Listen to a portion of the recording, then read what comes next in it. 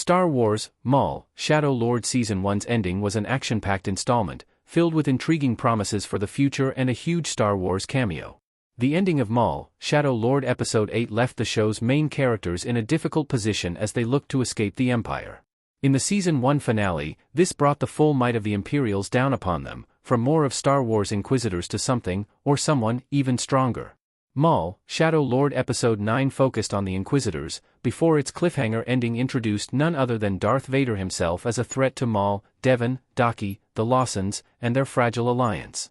Star Wars' most powerful Sith Lord, Sidious, notwithstanding, proved more dangerous than anything these characters had faced up to this point as they looked to overcome one last test to escape Janix. This led to outstanding lightsaber fights, blaster fire, the inclusion of Dryden Voss, sacrifices, and dark paths ahead as Star Wars, Maul, Shadow Lord Season 1 came to its conclusion. Darth Vader showed Maul how powerful Sidious has become. What makes the confrontation between Maul and Darth Vader more exciting is the narrative heft it has for the former's character. Yes, it was a duel many have hyped up for a while, and it certainly lived up to it. However, it also reshaped what Maul thought of his old master and the subject of his revenge, Darth Sidious. Maul, Shadow Lord Season 1's ending proved that Maul did not know of Vader's existence, despite his knowledge of Sidious' plans for Anakin Skywalker Pre-Order 66. Maul was unaware that Sidious had taken on a new apprentice after Count Dooku, making the threat of the Empire much bigger than even he thought. This threat was only increased by Vader's power. Vader had little trouble dealing with Maul, even with the aid of Devon and Daki. Only the latter managed to deal any kind of damage to Darth Vader, showing Maul that he has a lot bigger, more powerful obstacles to overcome if he wishes to fulfill his ultimate goal of destroying Darth Sidious forever. Daki's fate sets Devon on a darker path. Although Daki managed to slightly wound Darth Vader, it came at the ultimate personal cost. Daki implored that he and Maul could defeat Vader together. Maul, though, knowing this was likely false and needing Devon as his own apprentice, betrayed Daki by pushing him towards Vader and away from help. Sadly, the Dark Lord of the Sith proved too powerful for Star Wars' latest Order 66 survivor, ending in Daki's death. Devon witnessed this firsthand, sending her into a rage against the 11th brother. This pleased Maul, who has been trying to push Devon towards her anger since episodes 1 and 2 of Shadow Lord. Eventually, Devon succumbed to her rage, agreeing to be Maul's apprentice and seek revenge against Vader, the Inquisitors, and Darth Sidious himself in Maul, Shadow Lord Season 2. Of course, as is known from Star Wars Rebels, Maul doesn't have much of a say in Sidious' defeat. What will be interesting, however, is seeing how Maul's training of Devon goes and where the latter ends up after the events of the series. Also, Maul, Shadow Lord could include a retcon of some kind to make him more integral to the Empire's defeat. Either way, Maul, Shadow Lord Season 2 will have the answers now that Devon has lost her master, found another, given in to her anger, and started down the path of the dark side of the Force.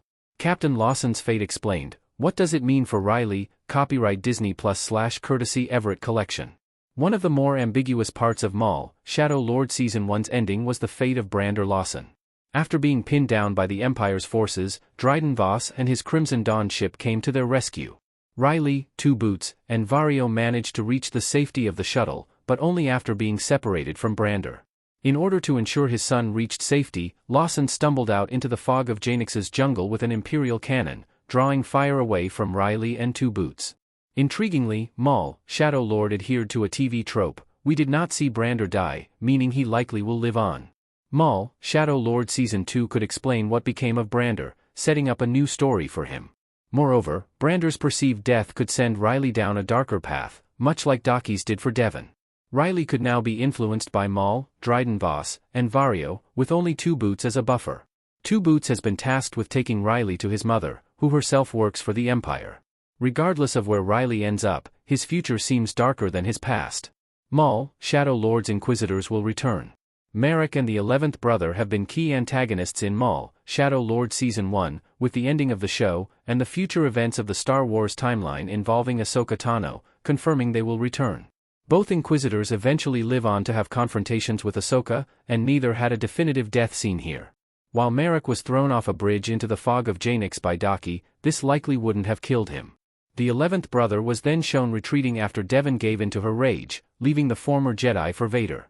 With Maul and Devon still threats to the Empire, it is difficult to imagine a world where Merrick and the 11th brother do not return in Star Wars, Maul, Shadow Lord Season 2. How else Maul, Shadow Lord Season 1's ending sets up Season 2? Aside from all of the plot points mentioned, Star Wars, Maul, Shadow Lord Season 1's ending has teed up an intriguing second season.